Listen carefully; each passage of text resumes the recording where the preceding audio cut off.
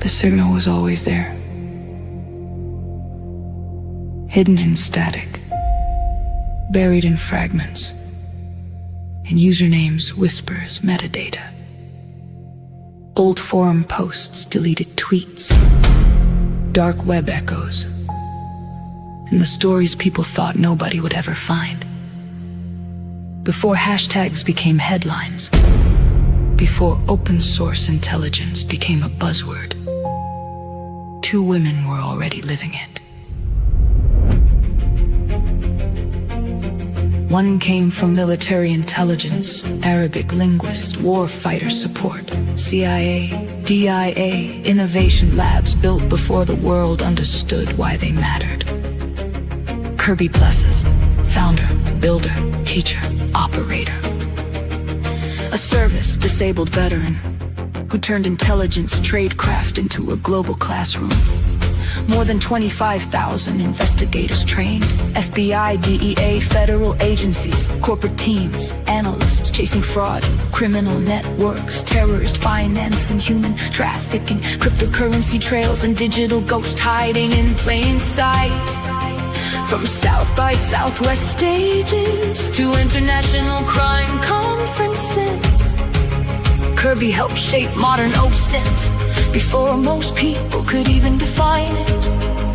And while the internet evolved, she kept teaching people how to see through it. Then there's Sarah Walmer, researcher, instructor, analyst, editor, OSINT practitioner for more than 2 decades. Long before social media dominated the battlefield, Sarah was studying how extremists would weaponize online platforms. In 2008, she authored reports projecting terrorist use of Twitter before the rest of the world caught up.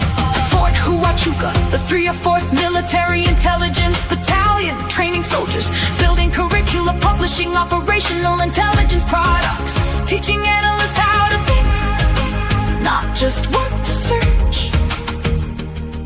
Baghdad during the invasion of Iraq, Riyadh, the State Department after September 11th, counter disinformation, counter extremism, hostile propaganda analysis, a career spent decoding influence narratives and the psychology behind information warfare, and somehow through all of it, still making time for rescue hounds and laughter yoga.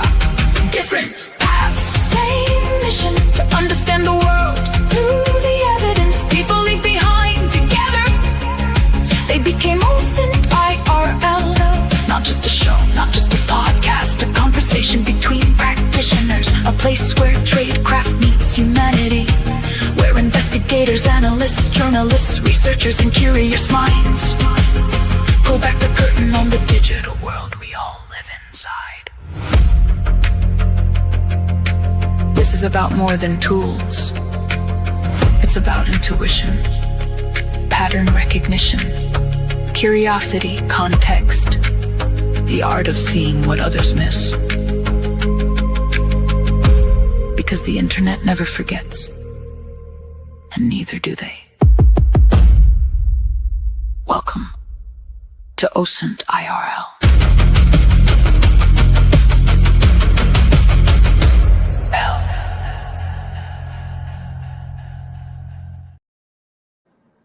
Hi, Sarah. Hey, Kirby. How are you? Good. How are you? I'm doing good, thank you. Good, good. We have Espen in the chat already. He's noticed our music. Our jam we start with. Hello. All right, so we're going to start with a video. Yes. Right off the bat. So this is on Instagram. And let's go and play it. Oh, sorry. I got to unmute that. Were shot and killed in their bed in the middle of the night last February. Everybody in their rural Georgia community was shocked. Kristen's then 16-year-old daughter, who called 911 after her 5-year-old half-sister found the bodies, took to TikTok to express her grief, even reaching out to podcasters to raise awareness of the unsolved murder. She messaged me back on June 3rd and just said, search up Brock case. So I said, Brock Turner? Brock who? She said, Kristen and James Brock. They're my parents. And out of nowhere, a random Thursday night in February, someone came in my house with me and my 5-year-old sister, and my parents left them for me and my little sister to wake up to. To some, Sarah Grace appeared to be the grieving daughter trying to solve this senseless crime, but to others, including some members of her stepdad's family, her tearful eulogy didn't feel sincere. I just wanted to say goodbye to my mama and Jamie since we never got the chance to. I was so used to you guys always being here to the point that I never once thought to imagine y'all not being here. 5 months after the violent deaths of Kristen and James Brock, Sarah Grace Patrick, accompanied by her father, turned herself in on charges of murder and aggravated assault. Mountains of evidence has gotten us through here today. Lots of processing, lots of working with our law enforcement partners to get us to where we are today that honed in on her as a suspect.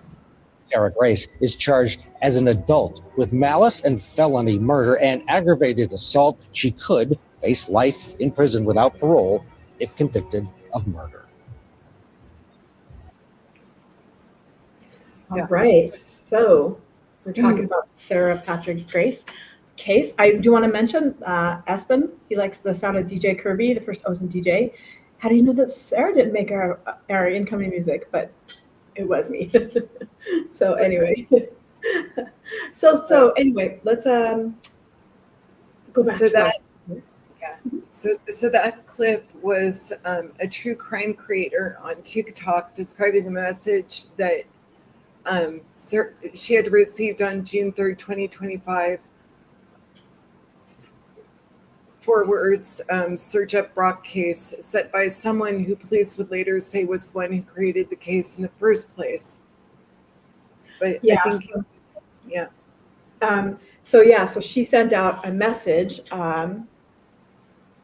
to a true crime creator, and the message was search up the Brock case. So we're going to dig into this case, not to try the case, but to rather look at the digital trail. So we're going to look at the social media behavior and what it tells us as open source investigators, how they actually work with them when the suspect's also a content creator, and when the suspect's actually trying to recruit OSINT into their own narrative. So, Sarah, I'll let you set the screen. Okay, so I'm going to provide a brief background on the case. First, just so you know, this background is drawn from public reporting, Court TV, Law and Crime, People, ABC News, and the CrimeTimelines.com case files. So on the morning of February 10th, 2025, in Carrollton County, Georgia, Kristen Brock, 41, and her husband Jamie Brock, 45, were found shot to death in their bed. They were well known in their community as active church members and parents in a blended family, and they had 7 children. No firearm was found at the scene, and authorities immediately began investigating the deaths as a possible homicide. The 911 call, there was a 911 call. The couple's young daughter, reported as 5 or 6 years old in different outlets, found her parents unresponsive and alerted her older half-sister, who was 16-year-old Sarah Grace Patrick. And she's actually the one who called 911. Then on July 8th, 2025, after learning that a warrant had been issued, Patrick, accompanied by her father, turned herself into the Carroll County Sheriff's Office. She was 17 and charged as an adult with 2 counts of murder and 2 counts of aggravated assault. And you do have to forgive me because I do have a little bit of voice dysphonia because my allergies are acting up. No worries. Yeah. So on the digital angle, the big OSINT hook is that in the months between the murders and her arrest, she allegedly posted she allegedly posted emotional grieving videos on TikTok. Not allegedly, she did. And she reached out to multiple true crime content creators, asking them to cover her parents' case and suggesting it would be a really big hit. The true crime blog, allegedly reporting, ran by Janice with over 100,000 followers, said a user named Sarah Grace messaged her simply saying, search up Brock case and later offered to provide intelligence. She also allegedly reached out to Ophelia Mamatot Nichols, who's a major TikTok grief community figure in Mobile, Alabama. There's been mountains of evidence in this case, and the investigation was extensive, involving collaboration with the FBI and the GBI crime lab, and that investigators possessed a significant amount of both physical and digital evidence, including reportedly deleted messages that linked Patrick to the crime. The trial was originally set for January 5th, 2026, then postponed to August 3rd, 2026 to allow completion of a defense commission forensic and a psychology report.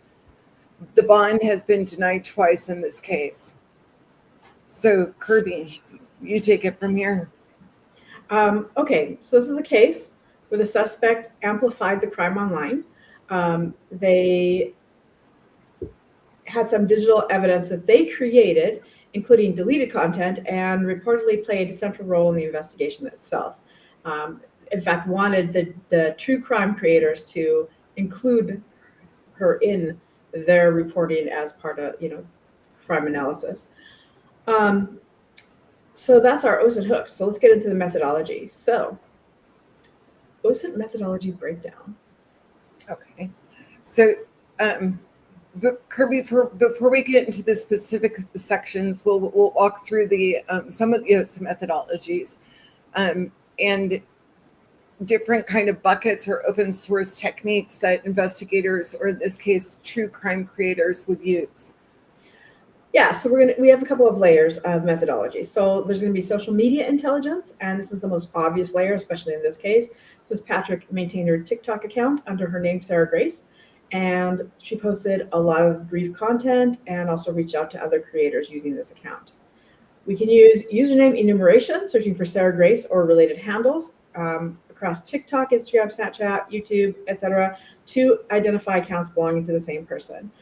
Cross-platform username checks are going to be very useful in this case.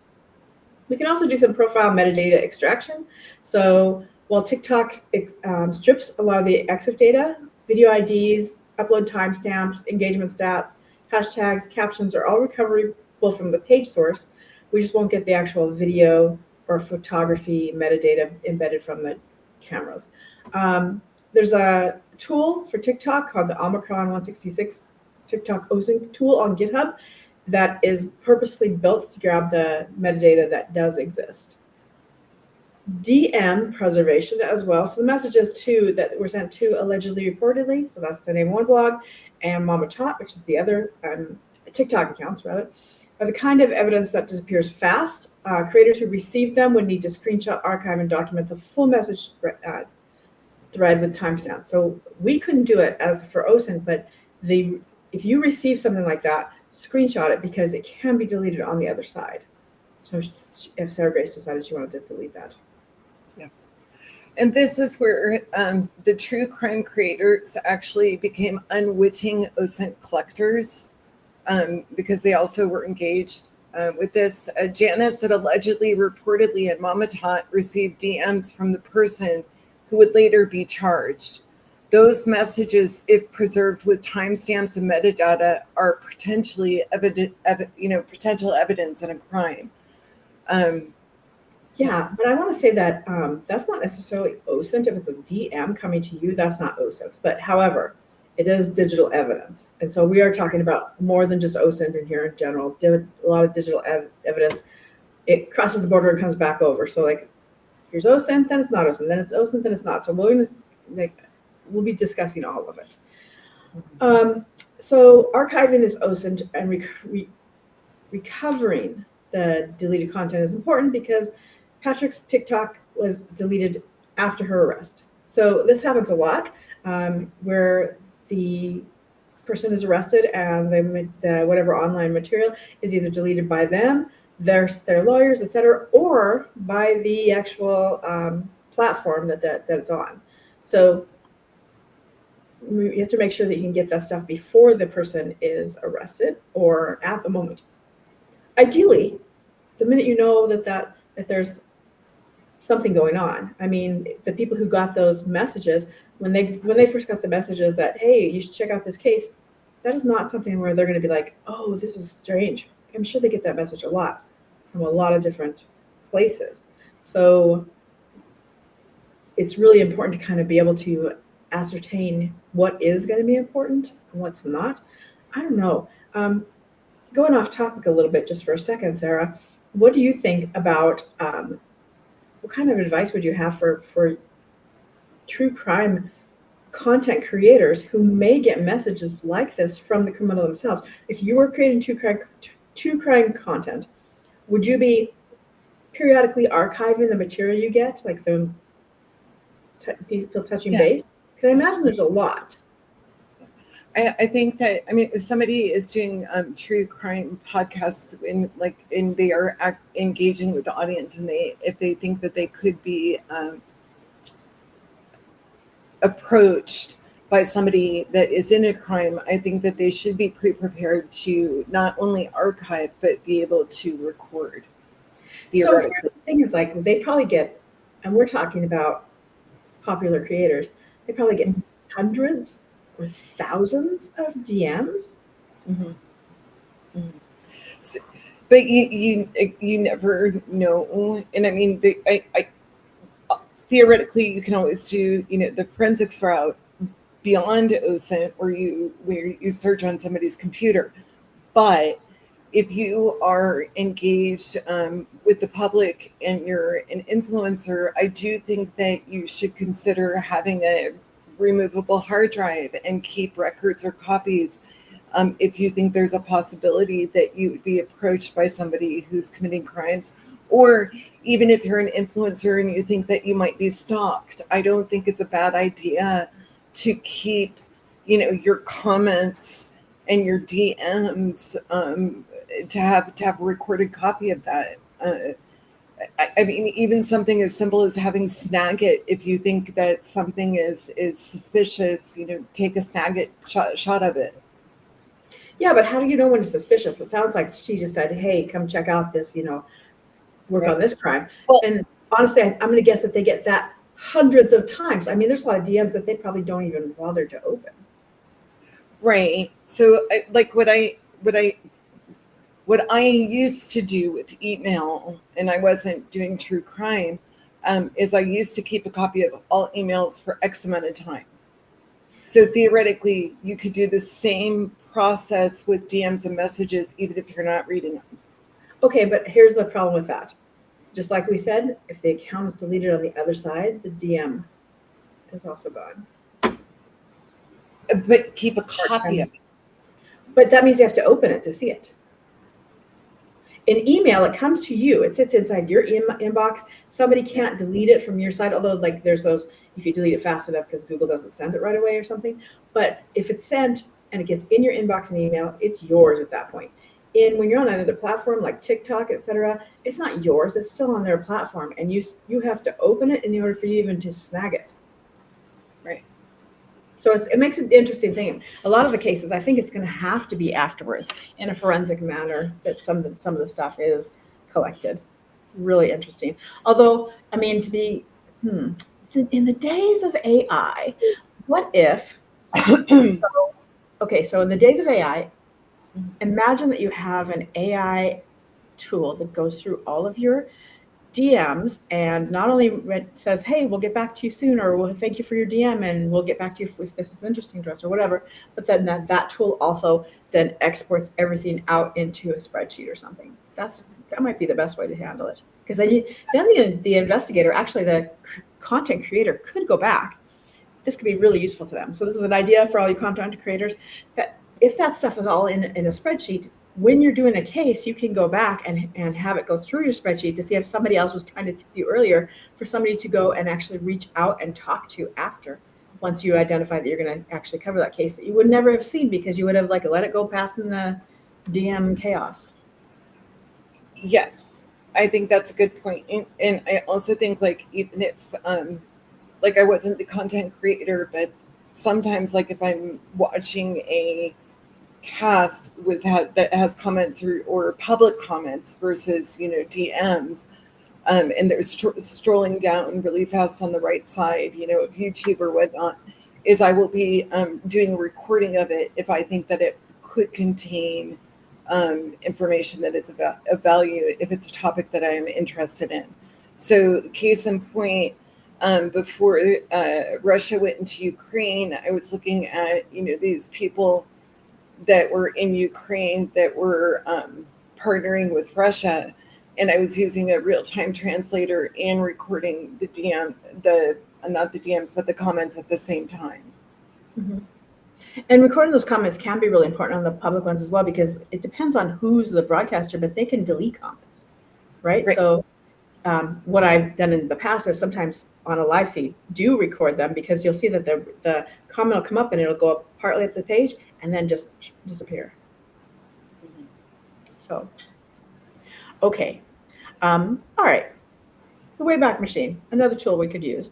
So what you could do is see whether or not any archive snapshots exist for profile URLs. Sometimes you'll see, more than just profiles, especially in social media. You might actually find some social media content on the Wayback Machine, but that may help you identify whether a profile ever existed if you're thinking that there used to be a profile on a location. Ghost finder tools like the ones at Max Intel are designed specifically to recover deleted social profiles by checking archival snapshots. And all of our links are going to be in the show notes. So if you're wondering about these tools, I believe we have the links to most of them, if not all of them, in our show notes. Hopefully all of them.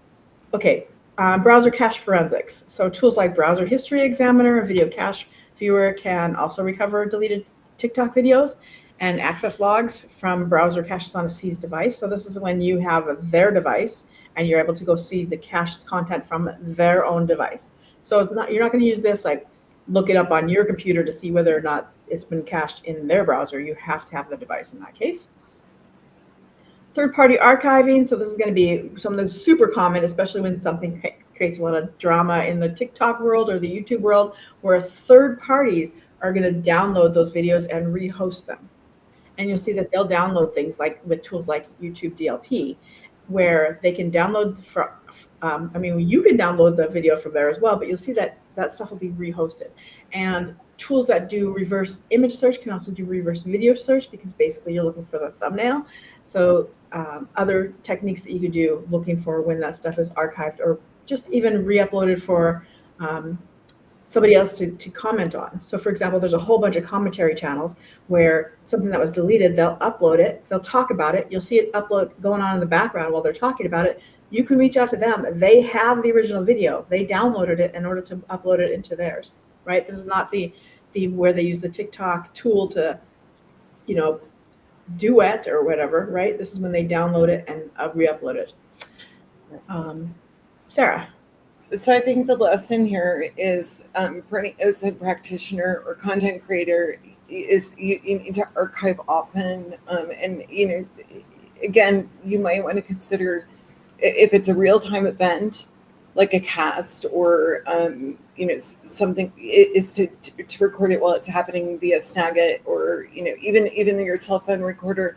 And then although it isn't common, and this is a very obscure usage case, is if it's not somebody's personal computer and it happens to be a shared computer like in a hotel or a shared computer in a library, is a lot of times you can actually have public access to that computer, and a lot of times people will delete something, but the cache data will still be there to be publicly viewable, in which case you can still collect it.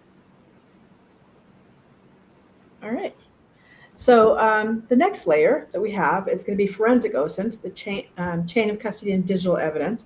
And this is where the amateur and the professional forensic OSINT diverge. So in this case, the Carroll County Sheriff's Office collaborated with the FBI and the GBI Crime Lab and recovered deleted messages.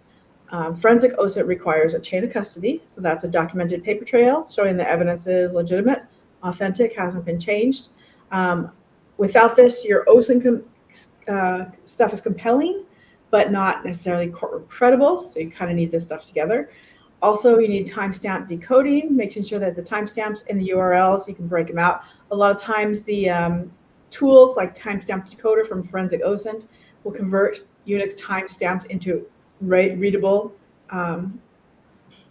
time. And also, don't forget about hashing and verification. I always am kind of harping on this lately, where you want to hash using cryptological hashes, or cryptographic hashes rather, from your machine to authenticate when you are turning in evidence.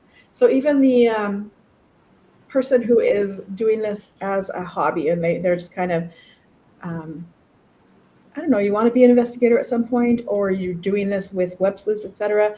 And I'm sure that web sleuths has information on how to hash it, but you can absolutely hash anything you bring down from the internet. Sarah, you have something you want to say? I have something to say on this. Mm-hmm. So one of the things is Plus Experts Networking and Kirby actually has instructions on how to hash. So, that's something that I think is a very important skill set for anybody who is collecting for cases or investigations that might go to a legal venue, is to be able to learn how to do that. And then the other thing is there's a lot of tools that will do the hashing for you, but you do have, usually they're premium. So they are, yeah. All right, so just a moment here. I want to,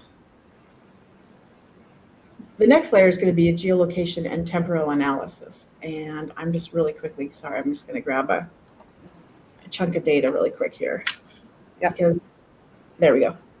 So if you have brief videos like she had posted from a specific location, or you need to verify where a video was recorded, you've got a couple of other tools. So number one is if you actually have the picture, the video, that sort of stuff, you can get some EXIF metadata extraction. Some tools like EXIF tool or forensic image EXIF reader. These things can pull the GPS coordinates, camera serial numbers, etc. And I actually want to show you, I have like a tool that I built recently. Sarah, I don't even know if you know about my cluster tool. Do you? Are you aware of it? You haven't showed it to me yet. What's that? You haven't showed it to me yet. I haven't. Okay. So I'm just going to pop over to our website for a minute. And I'm going to go into our resources and into my custom AI tools. And all this is a metadata cluster analyzer. So I'm going to pop this thing open. This is just on Claude. Anybody who wants to get onto Claude can go here and you can actually hit customize and adopt it. And now it's your metadata cluster tool. But if I throw a bunch of files in there, and I actually have a whole example set of files. Yeah, so Kirby, how does this compare to FOCA? This compares very closely to FOCA. I don't know that it can handle thousands of documents like FOCA can at one time, but it can handle quite a bit. So, for example, I'm about to throw in over 100 files at once. Oh, maybe I am. Hang on a second. I think it's over 100 at once. Let's see what happens. There we go. I just dropped in a whole bunch. Don't worry about the console. It's just giving you some information. It's not really something that's killing the tool or anything. You can see I put in 93 files. And in those 93 files, 40 are HEIC, which are those iPhone pictures. 7 are JPEG, so we have 47 images, and the rest are other kinds of files. And this tool will go through all of the metadata, but also let you cluster them by, the author of the file or the location of where those pictures were taken. And so I have a cluster radius. If I want something, all the pictures that are within 44 miles of each other, I can see there's 11 images at wherever that one is located. I can click on that button, scroll down here, get the ID number of those. Something I need to do is add the place names for this kind of information, but that's something, if you want to, you can just hit that customize button and say, hey, add the place name. And I might do that and update this eventually. So anyway, really cool stuff. You can play around with some really cool tools that do a lot of metadata stuff. So let's go back to our story though. So you have this image. maybe you can't get the metadata, but you can always do some visual geolocation, matching background, landmarks, things like that. I will suggest that if you decide you're going to do that, that you're going to go and take a look at content from Ben Doe Brown YouTube, because he does have a whole bunch of tutorials on how to do that kind of investigation on background. So does Bellingcat, actually. Bellingcat's got some great stuff as well. And both of them also cover the sun shadow chronolocation, so tools like SunCalc, etc. And let's see. If you do have the EXIF and the timeline reconstruction, tools like Reflow Geoforensics are going to help you set up chronological events and timelines on your geolocation. Talk about layer 5, I guess, right? So layer 5, so that was layer 4, geolocation. Layer 5 is going to be network and community analysis, and this is when true crime creators often stumble without realizing it. So when Patrick messaged multiple creators, including allegedly, reportedly, and Mama Tot, potentially others, she was creating a network of contacts that investigators could map. And so who else did she message? What else did she say to each creator? Where were the messages consistent, or where did they evolve? Also consider the hashtag co-occurrence analysis. And Bellingcat has a toolkit for that, where you can map how hashtags spread and whether they're coordinated. Engagement pattern analysis. Did the grief videos follow a pattern consistent with authentic mourning, or were they performative? This is really subjective, but timing and cadence are data points, and AI can help you map that out. Yep, absolutely. So, and I just want to add on hashtags. I mean, not in this case, but in some instances, the hashtag is unique. You know, so if you look up that specific hashtag, you'll find a cluster of things just related to that criminal incident. Yeah. So, but well, I think that's an excellent breakdown, Kirby. But I'm going to ask you a few questions. Okay. Great. So the first question I have. Just a second. Oh gosh. I just updated the notes, so now I just threw her off a little. Sorry. Okay. So the first question I have is the suspect allegedly contacted true crime creators and offered to provide intelligence on her own parents' case, which is kind of weird. From an OSINT perspective, what does it tell you when a tipster is also likely a source or related to the event that they are tipping you to? Okay, so if they're related to the event, then that is something I'll map out, and of course use your critical thinking and consider that this person is very close to this event and may or may not be the person responsible, right? So if somebody's tipping to me, which they're not tipping to me because I'm not a popular true crime creator, but if I was, then the first thing I would do is add them to my case file as a source, but also as potential involvement somewhere, right? And also potential victim, and in this case, definitely a victim as well. The key thing that I would do is I would start looking at that person and identify, this source, how credible are they likely to be? So I would also look for them across different platforms. I will cross-reference the tipster's claimed identity against other public and social records. So I want to identify if somebody's sending me a message and saying, hey, I'm Sarah Grace and my family was killed and I need some help with this, then I will probably want to verify that it really is her before I go forward at all. So again, that's some of the things, really verifying that kind of content. So as a follow-up to that question is, and I was thinking about, like when somebody who's engaged in a crime, they go back and look at the crime scene. Would you think that there's also a cross or possibility that since they're tipping the crime creators, they're in a way, wouldn't it be like kind of going to the crime scene? Kind of, but I can imagine there's a lot of true victims who are tipping crime creators because they want coverage on their cases. Yeah. So I don't necessarily think that it's like indication of going back to the crime scene sort of thing. Okay. So the next question I have is, we've all seen this clip of Patrick smiling on entry and then crying when the bond is denied. OSINT Let me play practitioner. that clip. Oh. Should I play it first? Yes. Okay. Sorry, I jumped before the clip. Yeah, no, but I think that I don't think our note that said to put the clip here is showing up. So Well, no. I don't know. Anyway, let's play this clip. Okay.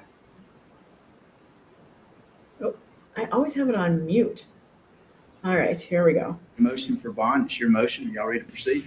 We already are. All right, Steve, y'all ready as well? All right, Vince. I'm motioning for them. They're gonna grab it. Yep. Did y'all need to approach about anything before we get started? No. Okay. Media, what I did is I just followed my rule. The first to send in a Rule 22 is the media that got to place their camera in the courtroom. That was Court TV, I believe. They know how to pull. The order's been out there. They should have everything and accommodate everyone with getting you all that you need, because that's the rules. And I've been assured they know how to do that and will accommodate all other media outlets for what you need. All right.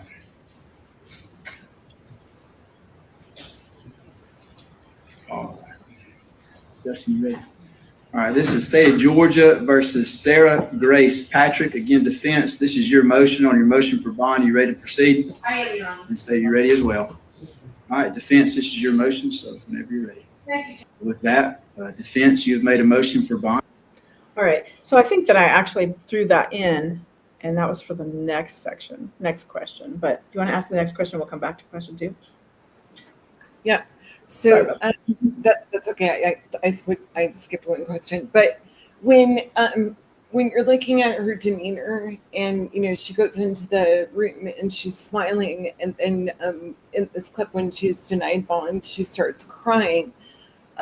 What's your rule for how far you'll go on behavioral inference from video, and where do you draw the line? And in addition to that, what would be some best practices or tips to consider when you're doing like assessments for tells? Okay, so the main reason that the investigator would watch this would not necessarily be for the demeanor. The investigator would be watching for tells of places to pivot, right? Maybe the investigator would want to see like who does she look to, or what is said in the courtroom. That demeanor part can be so subjective, and so it's really unreliable. So we can't really say that a short clip like this is going to be important to the case whatsoever. I mean, there may be some professionals who work on that, demeanor, that sort of stuff. I would defer to them. And I think that's a good point. There was an author, Gladwell. He did a thing where he did one chapter that looked at how AI actually was better at assessing some cases in a neutral way versus people who, like judges, who would assess it on the demeanor, because a lot of times the judges would actually get the demeanor wrong. So, and I think it's important for analysts to always keep that in mind, is you can't tell just from the demeanor. Right. Yeah. So on preserving evidence or preserving a digital footprint, there was a significant digital trail, obviously, in this case, especially with the TikToks and the different accounts and her approaching the different crime influencers. Walk us through how you'd approach preserving and analyzing a social media footprint like this before it gets scrubbed. And I know you covered a little bit of this before, but do you have anything you want to add on that? Yeah, of course. As soon as the case is acknowledged that it's going to be a case, I would be downloading as much as possible as, once it's deleted, then at that point, I'm looking for trails of the material. I'm looking in the Wayback Machine, hoping that I can get some information from there. I'm looking for any other type of archival stuff like, for example, again, in that person's own device, browser or cache videos, that sort of stuff.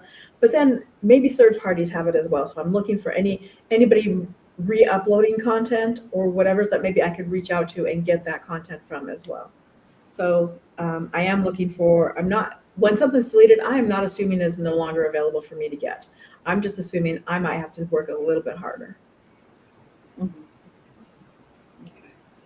So now if we can go to the next clip, because that'll relate to the question I'm going to ask you next. Okay, so we'll watch this next clip.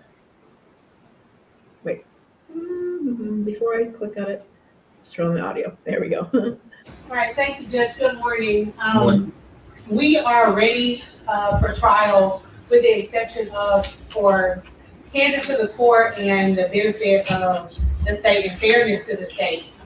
On August 19th, our office received the services of Dr. Robert Schaefer, who is a forensic neurologist, neuropsychologist, to evaluate Ms. Patrick. He shortly thereafter, we retained him, did an initial visit with her, and then several more. There were some records that we were seeking to obtain. All in all, he's completed the evaluation, but he has not given me a formal written report. I think in all fairness to the state, after I turn over that report, I have served them with notice and with his CV, so they know that it's coming. In all fairness to them, I think that they should be able to review the report and decide if they agree with it or have some challenges to it. So Sarah, I'm sorry, but some of these clips on Instagram, these reels can be really long, and there's no way for me to navigate that part. So basically, in this clip, what she does is she talks about the defendant talks about that she heard the alarm from her father's heart device that night, and then she went back to sleep. And the weird thing about it was, there was kind of some inconsistencies in the pattern of the schedule of the day.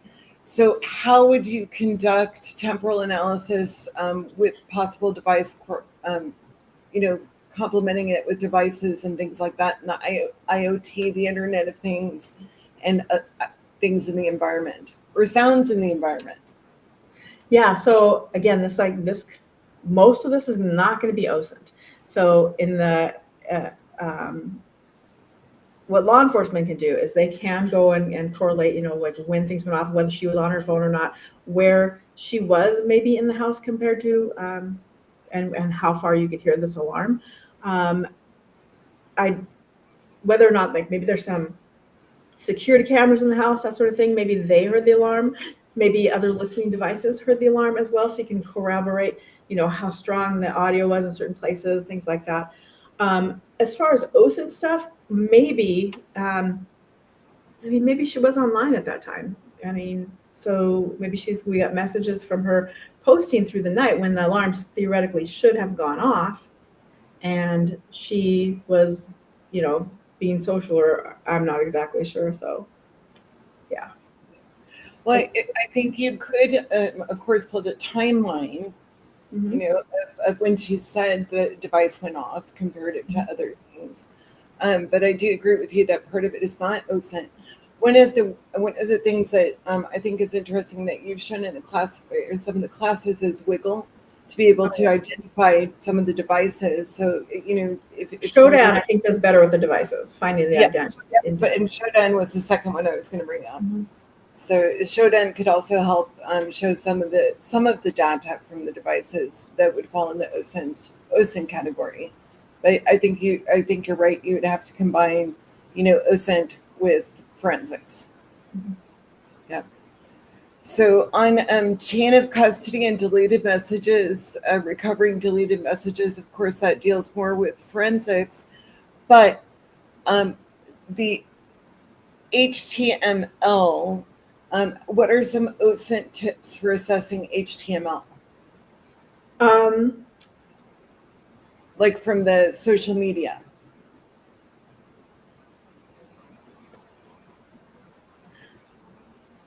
From the deleted content? Well, once you have the deleted Oh, content. once you have the deleted content. Okay, so you have the deleted content from some forensic device.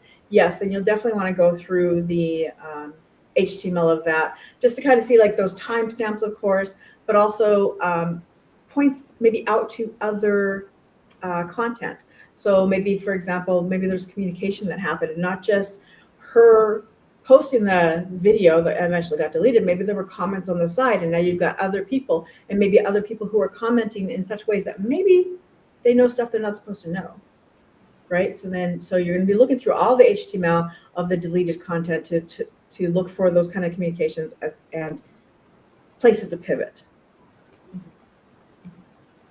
And to pivot from the Original post, original user, to other users, to other Yeah. posts, to other, other even platforms maybe. So Patrick allegedly reached out to at least two major creators, as we mentioned before, which was Janice and Mama Tot. So my question is, like, how would you go about doing a network analysis? Like, Well, okay, so she reached out to Janice and Mama Tot. We would already be looking at her friends list and identifying who she follows, and no doubt that she follows this Janice and Mama Tot, no doubt. What other large crime network, true crime creators are in her list of who she follows? Because maybe she sends stuff out to them as well, and maybe we could build a timeline where she actually sends it out earlier. Maybe, we don't know, this is not our case, and we're not trying this case whatsoever, but maybe we can actually start to build a timeline of before the event happened, where she started following all the true crime stuff, and maybe we're at that point seeing like intent. Okay. Yep. So one of the last questions I have is, when you're doing operational security or trying to stay safe when you're investigating a case like this, and also because you don't want to interfere with law enforcement activities, or you don't want to interfere with the collection, what are some tips that you would have for operational security? Okay, so you don't want to interfere with collection. Well, first of all, stay OSINT. Don't reach out and touch things unless you're, like, for example, if somebody's reaching out to you, if a victim, like she was at that time known to be a victim, she's reaching out to you, that crosses over the OSINT that you're normally to be doing in your case. Although a lot of them, the true crime creators, are more journalists than they are investigators, and so they wouldn't be doing just true OSINT anyway, right? And even the investigators, there's a step where you're at OSINT and then you move forward and you're no longer OSINT and you're doing interviews, that sort of thing. Our true crime people are going to be doing interviews. If somebody reaches out to you, though, and you think that they may be part of the case, the key thing is to keep everything recorded. Like, every time you talk to them whatsoever, know that at some point law enforcement might need that material, right? And likely if it's anything of value. Let's see. Now, if you're doing, let's say you're doing passive OSINT, like we talked about earlier with, the crime has been committed, somebody goes and they delete all their stuff. Mm-hmm. If you're doing passive OSINT and somebody hasn't deleted all their stuff yet, Mm-hmm. what might be some OPSEC measures that you Okay, so I can guess, since you're talking about OPSEC here, that we don't necessarily leave our digital footprint all over these places, wherever the material's still up. So you're not necessarily interacting. You're not going to be making comments and posting things if it's social media. If it's their own blog, you're going to actually maybe use a VPN and not leave a digital footprint the same way you normally would, because you don't want to be traced back. You don't want, if somebody, like, let's say worst case scenario, you're doing a purely OSINT, you're either a content creator or a hobbyist or whatever, and you see that there's a location that you want to go to, and you leave your digital footprint there.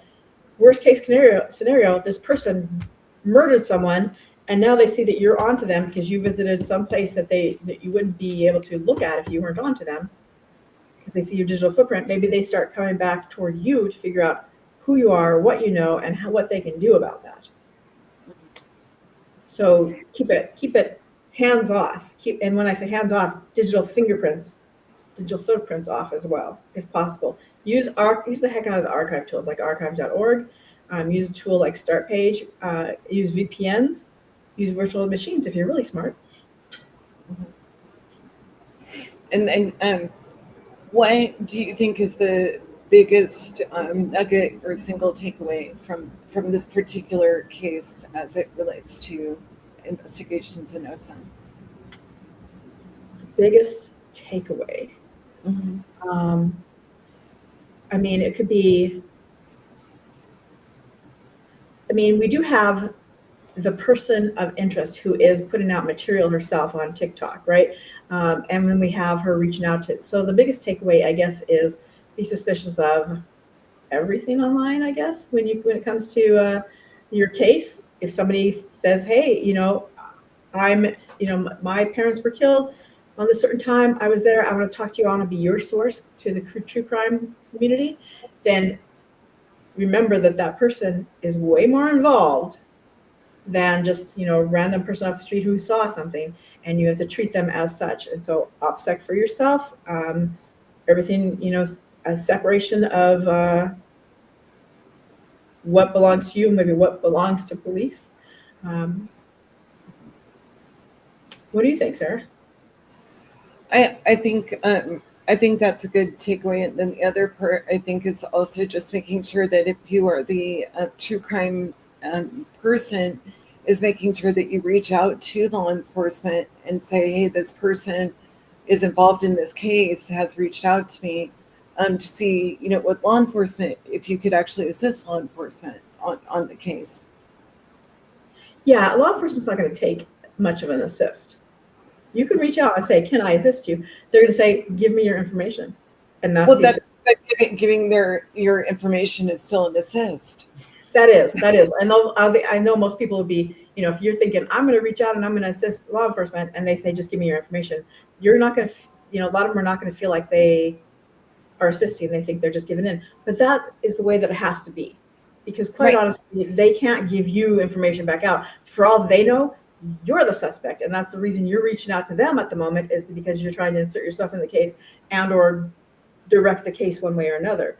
So.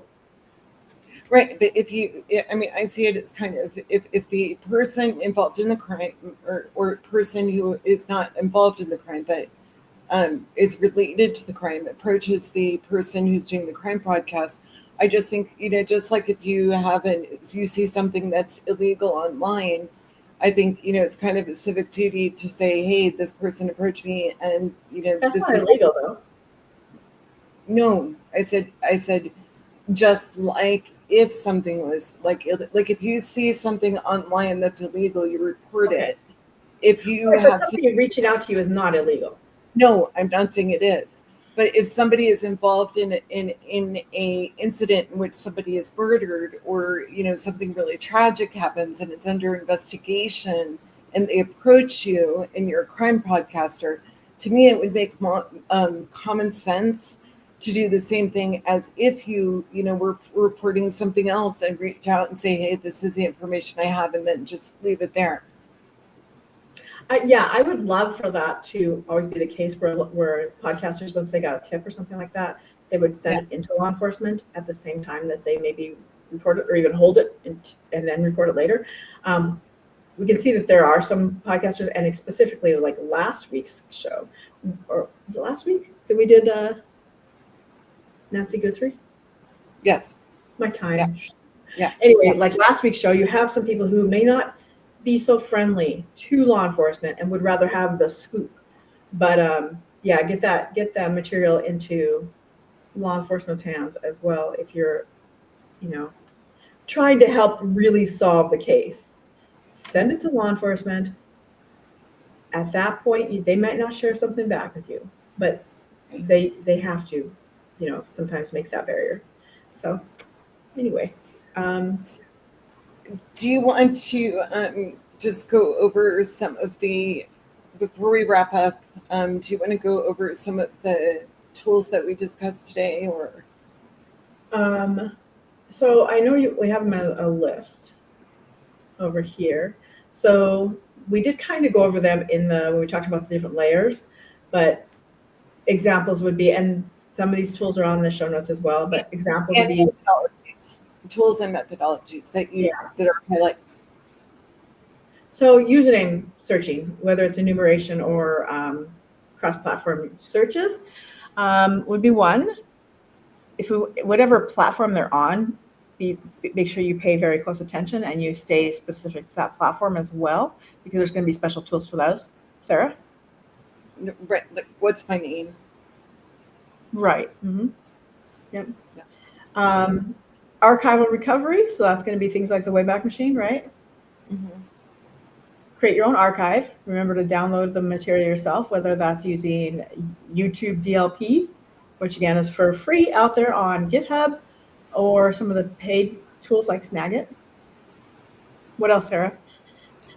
Well, there for archiving specifically, I think that snag like the ones you said, but also if you're in a situation where you can't save via Internet Archive, or let's say you don't have Snagit, you do have other options. Like you can use your cell phone, or you can use you could use, one of the things that I do sometimes is, if I can't save a URL into Internet Archive, or if I can't save it into Snagit or something else, you can do a PDF of the URL. If that doesn't work, you can actually do something like URL scan.io that takes a screen capture of it.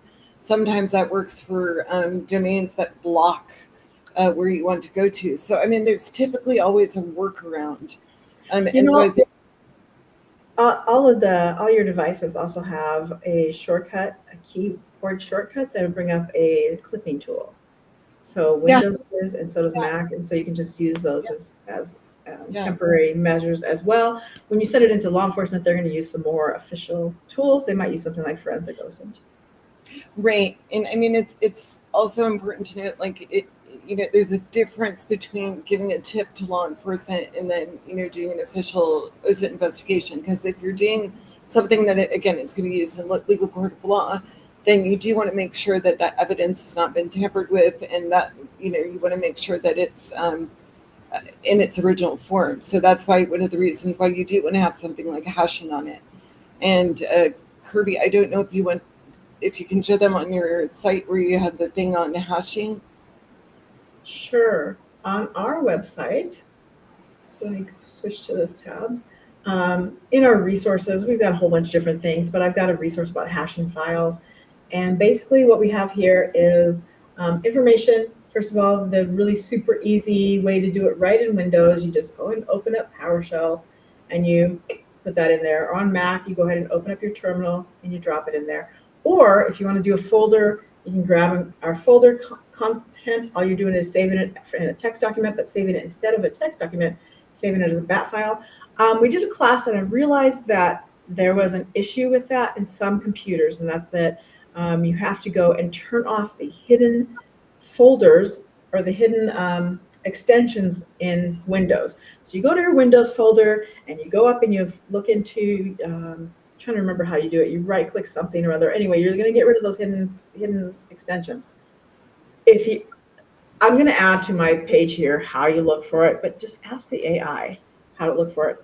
Mac doesn't do that, so you don't have to worry about it on Mac. You're going to create the same sort of thing. You're going to create I actually have the file already made for Mac, so you just download it and then you just save it on your machine and drag folders into it, and it's going to create their hash logs. Both of them create hash logs, and that's so you can both do it. So if you're doing an investigation, you can work for periods of time. You set your period of time and hash.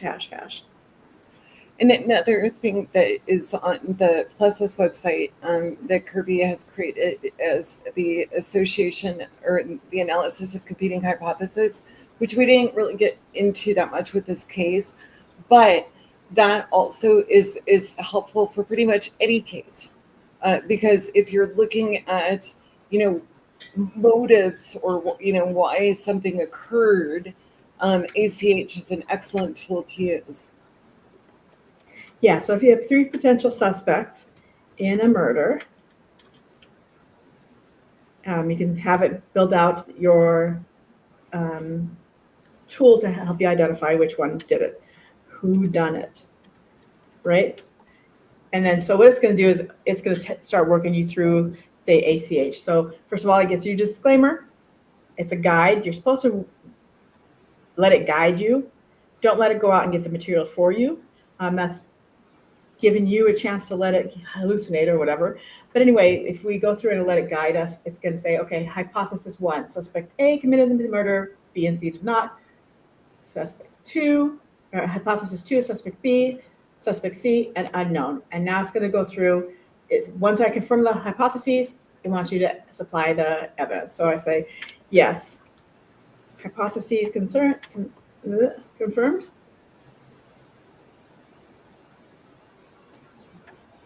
All right, now it's going to go through and ask me for evidence. All right, so now that it says, all right, here's our hypotheses, here's some evidence.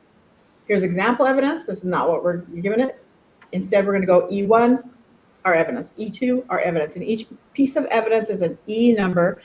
After we go through and we give it all of our evidence, it's going to walk us through whether things are true or false, or whether it works toward our suspect 1, suspect A, B, and C, etc., or not. And that's just going to end up giving you at the very end a confidential probability of who is the most likely suspect at that point. But I think, Sarah, I just wanted to remind everybody, Sarah Grace has been charged, but she has not been convicted. This is an ongoing case. She is presumed innocent until proven guilty. We're looking at the digital investigation aspect of this and the OSINT investigation aspect of this. We are not making a determination on whether or not she is the guilty party. I mean, for all we know, she could be the victim. So I just wanted to throw that reminder out there. We are running out of time, though. So we are out of time. We are out of time. So I just want to say thank you for watching OSINT IRL. I hope you'll watch us again on every Wednesday. We're going to be live LinkedIn, Twitch, and YouTube. So choose your favorite. And next week, I think we're going to talk about NVE. What's NVE, Sarah? Nihilistic violent extremism. Yeah, so stay tuned for that. All right. Thanks, Sarah. Bye. Thank you. Bye-bye. Thank you, everybody, for coming.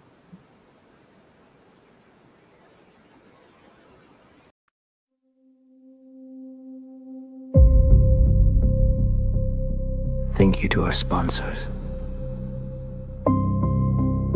Osmosis Association, OSINT Cocktail, Paraben Corp, and Forensic OSINT. Plesses.net powering off.